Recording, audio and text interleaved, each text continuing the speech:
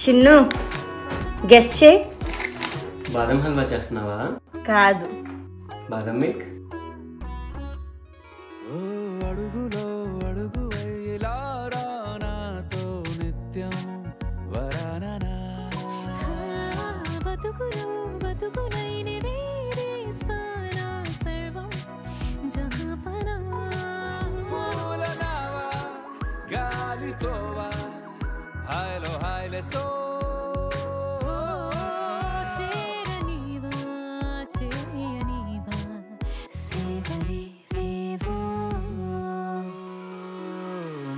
మరి మత్తుగా తూగిపోతున్నదే ఏమో ఈ వేళ, వయసు మరి వింతగా విస్తుపోతున్నదే నీదే ఈ లీలా.